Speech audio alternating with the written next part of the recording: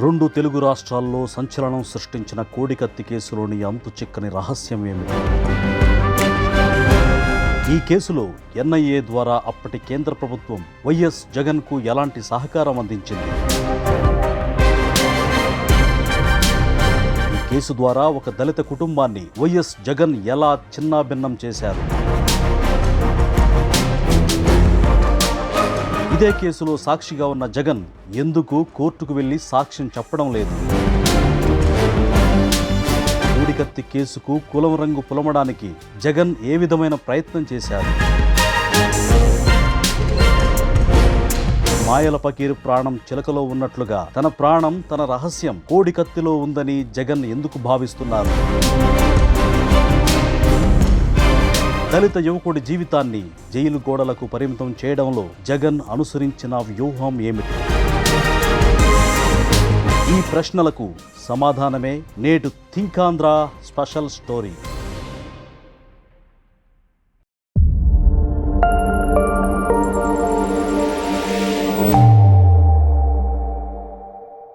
కోడికత్తి case గురించి AP, తెలంగాణలో తెలియని వారుండరు. మాయల పకీరు ప్రాణం చిలకలో ఉన్నట్లు వైఎస్ జగన్మోహన్ రెడ్డి లోగుట్టు కోడికత్తిలో ఉందా అంటూ రెండు తెలుగు రాష్ట్రాల్లో ఎడతెగని చర్చ నడిచింది. 2018 అక్టోబర్ 20వ తేదీన జరిగిన కోడికత్తి సంఘటనకు సంబంధించిన కేసు ఇంకా నడుస్తూనే ఉంది. ఈ కేసులో నిందితుడిగా ఉన్న దళిత యువకుడు జనిపల్లి శ్రీనివాసరావుకు బెయిల్ రాకుండా 6 సంవత్సరాలు జైలు గోడల మధ్య నలిగిపోయేలా చేశారు వైఎస్ జగన్మోహన్ రెడ్డి. ఇప్పటికీ ఈ కేసుకు సంబంధించి సాక్ష్యం చెప్పడానికి మాజీ ముఖ్యమంత్రి కోర్టుకు వెళ్లడం లేదు.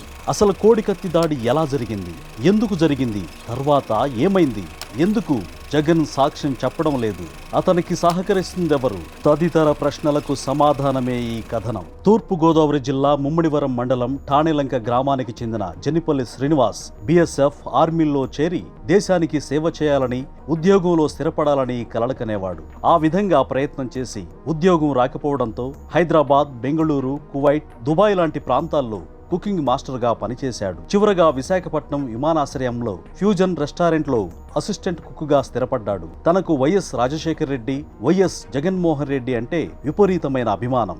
జగన్ ప్రతి పుట్టినరోజుకు తన సొంత ఊరు ఠాణేలంకలో ఫ్లెక్సీలు కట్టేవాడు. ఆ ఫ్లెక్సీల్లో జగన్ ఫోటోతో పాటు తన ఫోటో, స్నేహితుల ఫోటోతో పాటు ఈగల్ బొమ్మ వేసేవాడు. వాలీబాల్ ఆడేటప్పుడు ఈగల్లా బాగా పైకి ఎగురుతావంటూ స్నేహితులు ప్రశంసించడంతో అందుకు గుర్తుగా ఈ బొమ్మ వేసుకునేవాడు. 2018 అక్టోబర్ 20వ తేదీన మధ్యాహ్నం 12:30 వైఎస్ జగన్ హైదరాబాదు వెళ్లడానికి విశాఖపట్నం విమానాశ్రయానికి వచ్చారు. ప్రతి శుక్రవారం ఆయన కోర్టులో హాజరు కావాల్సి ఉంటుంది. అలా కోర్టులో హాజరయ్యేందుకు విశాఖ ఎయిర్పోర్టుకు రాగా విఐపి లాంజ్లో కోడికత్తి సీను సెల్ఫీ తీసుకునే నెపంతో దగ్గరకు వచ్చి తన దగ్గరున్న కోడికత్తితో భుజంపై దాడి చేశాడు. వైఎస్ జగన్ అంటే పిచ్చి అభిమానం ఉన్న సీను ఎందుకు దాడి చేశాడా అంటూ అందరూ ఆశ్చర్యపోయారు. పోలీసులు, ఎయిర్పోర్టు సిబ్బంది అదుపులోకి తీసుకుని చెక్ చేయగా తన జేబులో 11 పేజీల లేఖ దొరికింది.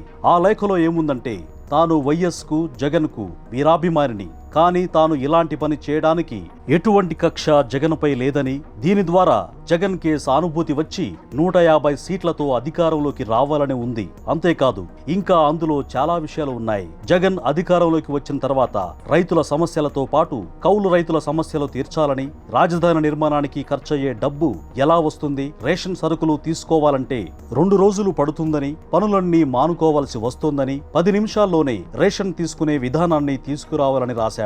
అంతేకాకుండా కులాల సమస్య, పేదలకు ఇల్లు, అవినీతి నిర్మూలన, ఏపీకి ప్రత్యేక హోదా, వన్యప్రాణులు, వాటి సంరక్షణ, అగ్రిగోల్డ్ బాధితులను ఆదుకోవడంతో పాటు రాష్ట్రంలోని పలు సామాజిక సమస్యలను ఆ లేఖలో ప్రస్తావించాడు. వాటిని వైసీపీ అధికారంలోకి వచ్చిన తర్వాత జగన్ పరిష్కరించాలని కోరాడు. జగన్ పై దాడి చేసే క్రమంలో పోలీసులు తనను తుపాకీతో కాల్చేస్తే తన అవయవాలను దానం చేయాలని కోరాడు. చిత్రం ఏమిటంటే 11 పేజీల లేఖలో 3 దస్తూరీలున్నాయి. తన చేతిరాత బాగోలేదని వాటిని తన కజిన్తో, రూమ్మేట్తో రాయించుకున్నాడు. రెస్టారెంట్లో పనిచేసే సీను విమానాశ్రయంలోని విఐపి లాంజ్లోకి ఎలా వచ్చాడంటే, జగన్తో ఫోటో దిగుతానంటూ స్థానిక వైసీపీ నాయకుణ్ణి బతిమలాడుకుని వచ్చి కోడికత్తితో దాడి చేశాడు. కోడికత్తితో దాడి చేసిన పెద్ద గాయం అవుతుందేమో అన్న అనుమానంతో సీను ఆ కత్తిని వేడి నీళ్లలో 2 సార్లు బాగా మరిగించాడు. దాడి చేసే రోజు ఉదయం కూడా అన్నం వండిన నీళ్లలో కూడా మరిగించాడు. దాడి చేసేటప్పుడు కూడా కేవలం 2 వేళ్లతోనే దాన్ని పట్టుకుని పొడవడం వల్లే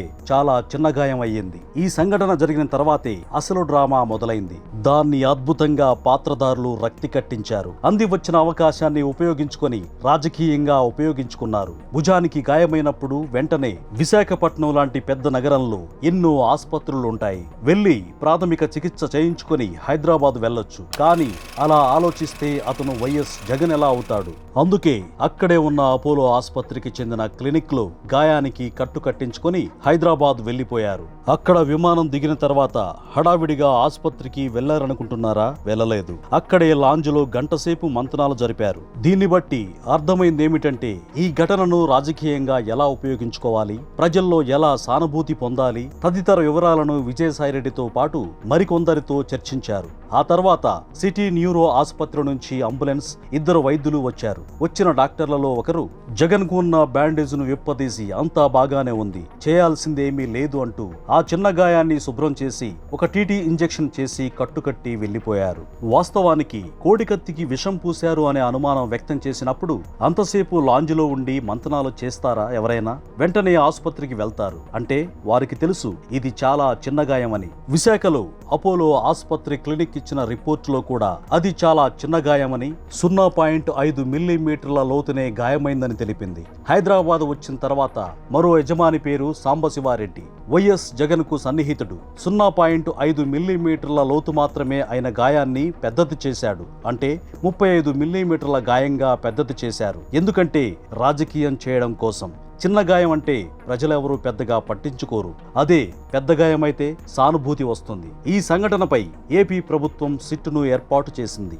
జగన్ ఆసుపత్రిలో ఉన్న సమయంలోనే పోలీసులు కోడికత్తి సీనును అదుపులోకి తీసుకుని ప్రశ్నించారు. తాను జగన్ అభిమాననని, కేవలం సానుభూతి కోసమే అలా చేశానని చెప్పాడు. చివరకు డీజీపీ కూడా మీడియా సమావేశంలో అదే చెప్పారు. అప్పటికే వైసీపీ శ్రేణులు రాష్ట్ర వ్యాప్తంగా ఆందోళనకు దిగడం, కొన్ని చోట్ల టైర్లు తగలపెట్టడం లాంటివి చేశారు. వెంటనే ప్రభుత్వం అప్రమత్తమై శాంతి భద్రతలను అదుపులోకి తెచ్చింది. కేసు దర్యాప్తులో భాగంగా సిట్టు అధికారులు జగన్ ఉన్న ఆసుపత్రికి వెళ్లి 160 సిఆర్పి నోటీస్ ఇచ్చి స్టేట్మెంట్ రికార్డు చేసుకుంటామన్నారు.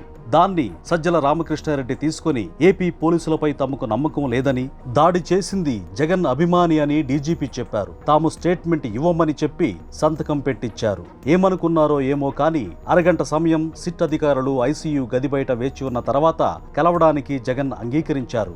అప్పటికే అక్కడ విజయమ్మ, భారతి, షర్మిల తదితరులు ఉన్నారు. 20 నిమిషాలు వారితో మాట్లాడారు.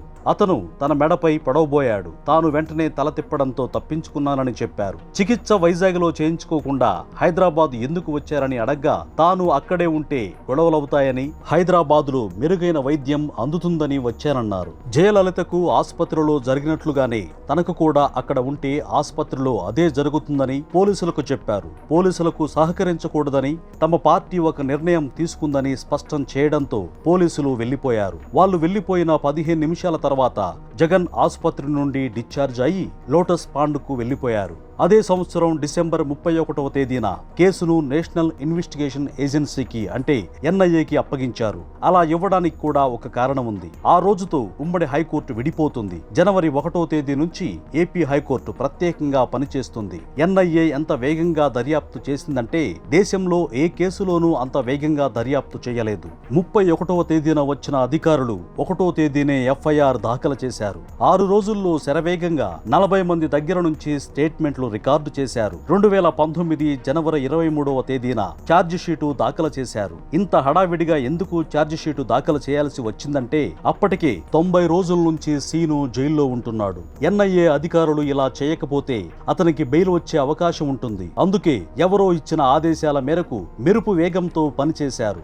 ఏపీ సిట్ అధికారులు దర్యాప్తు చేసి రూపొందించిన ఛార్జ్ షీటులో పావు వంతు విషయం కూడా ఎన్ఐఏ అధికారుల ఛార్జ్ షీటులో లేదు. 25 డాక్యుమెంట్లు రూపొందిస్తే అందులో 24 పనికిరావు. మిగతా 1 ఎందుకు పనికి వస్తుందంటే స్టేట్మెంట్లు రికార్డు చేశారు కాబట్టి. కోడికత్తి సీను బయటకు వస్తే అందులో ఎటువంటి కుట్ర కోణం లేదని, అసలు కుట్ర చేసింది వైసీపీ వారేనని ప్రజలకు తెలుస్తోంది. అందుకే అతన్ను బయటకు రాకుండా చేశారు. ఇక్కడ నుంచి మరో రాజకీయ కుట్రకు వైఎస్ జగన్ తెరలేపారు. కోడికత్తి సీను పనిచేస్తున్న విశాఖ విమానాశ్రయంలో ఫ్యూజన్ రెస్టారెంట్ యజమాని పేరు హర్షవర్ధన్ ప్రసాద్. అతని పేరు హర్షవర్ధన్ ప్రసాద్ కాదు, హర్షవర్ధన్ చౌదరి అంటూ జగన్ వైసీపీ ప్రచారం చేయడం ప్రారంభించారు. హర్షవర్ధన్ నుంచి నారా లోకేష్ దగ్గరకు, అక్కడ నుంచి చంద్రబాబు దగ్గరకు ఈ కుట్రను చేర్చాలనేది వైసీపీ ఆలోచన. ఎన్ఐఏ అధికారులు తమ ఇంట్రాగేషన్ లో భాగంగా సీనుపై తీవ్ర స్థాయిలో ఒత్తిడి తెచ్చారు. హర్షవర్ధన్ చెబితేనే తాను ఇలా చేశానని చెప్పాలంటూ ఒత్తిడి చేశారు. ఎంత ఒత్తిడికి గురి చేసినా యజమాని పేరు చెప్పేందుకు సీను ఇష్టపడలేదు. అనవసరంగా అబద్ధం చెప్పి ఒకరి పేరును ఇరికిస్తే జీవితకాలం తాను బాధపడాల్సి వస్తుందనే ఉద్దేశంతోనే చెప్పలేదని తర్వాత చెప్పారు. వాస్తవానికి అంతకు ముందే సీను ఒక విషయం చెప్పాడు. తన యజమాని చాలా కఠినంగా వ్యవహరిస్తారని, ఒకరోజు సెలవు పెట్టినా జీతం కట్ చేస్తారని చెప్పాడు. ఆయన మీద అంత వ్యతిరేకత ఉన్నప్పటికీ ఎట్టి పరిస్థితుల్లోనూ కేసు విషయంలో హర్షవర్ధన్ పేరు చెప్పకుండా నిజాయితీగా నిలబడ్డాడు సీను. అది సీను గొప్పతనం. ఇంటరాగేషన్ లో భాగంగా పోలీసులు కొట్టారని, తన వెనుక ఎవరున్నారని ప్రశ్నించినా ఎవరూ లేరని, తానే చేశానని చెప్పాడు. ఒకవేళ ఏపీ పోలీసులు ఎవరి పేరైనా బలవంతంగా చెప్పాలని చూస్తే ఆ విషయాన్ని మెజిస్ట్రేట్ ముందు చెప్పాలనుకున్నానని సీను చెప్పారు. జనిపల్లి సీనుకు బెయిల్ రాకుండా ఎన్ఐఏ 21 సార్లు అడ్డుపడింది. చివరకు లాయర్ సలీం వల్ల 2019 మేలో బెయిల్ వచ్చింది. అయితే ఎన్ఐఏ మళ్లీ కొత్త అఫిడవిట్ దాఖలు చేసి నెల రోజులకే జైలుకు వెళ్లేలా చేసింది.